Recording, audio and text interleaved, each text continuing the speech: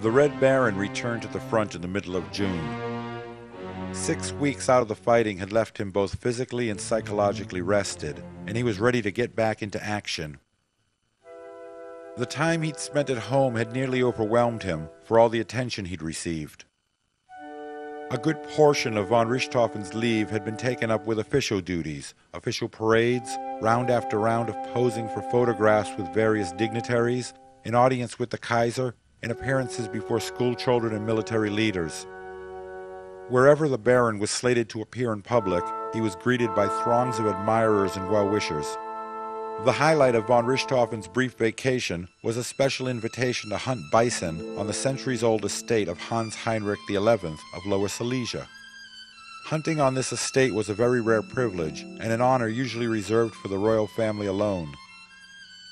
After the hunting excursion, it was back to Berlin for another endless round of presentations. Von Richthofen, ever shy and not completely comfortable with all the adoration, had managed to get home to Schweidnitz most weekends, where he could relax away from the public eye. These quieter times also enabled him to begin writing his memoirs, which would eventually be published under the title of Der Rotkampfflieger, the Red Battle Flyer. It wasn't just von Richthofen who wanted to get back to the front. From the time he left operations at the end of April, there had been a notable decline in the overall scoring of the Jagdstaffeln. In addition, German losses seemed to be on the increase, and a memo from the Kaiser himself expressed an interest in having von Richthofen return to his unit and set things right again.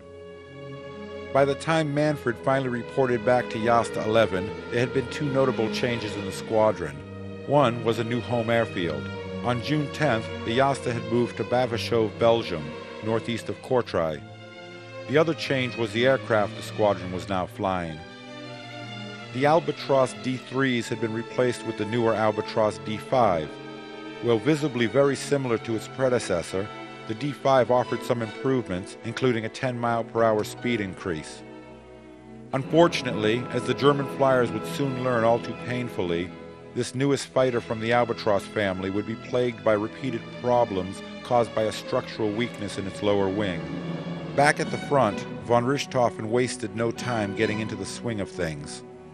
His 53rd victory, the first since the end of April, was an RE-8 artillery spotter that he sent down in flames on June 18th. On the 23rd, it was a French-built Spad fighter.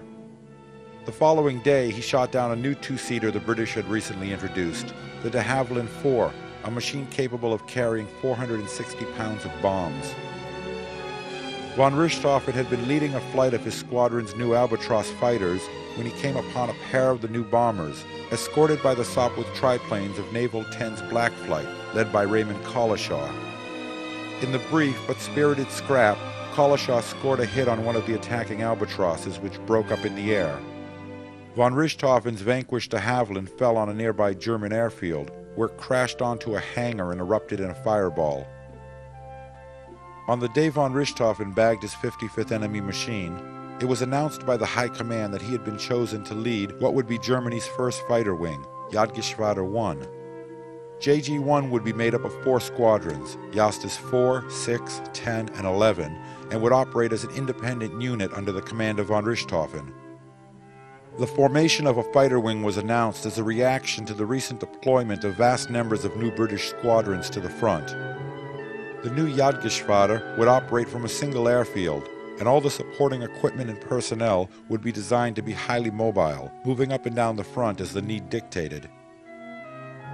As for the Baron's replacement leading Jasta 11, Karl Allmenrode had been selected to fill von Richthofen's position, but when Allmenrode was killed on the 27th, Kurt Wolff was picked to lead the squadron in his place.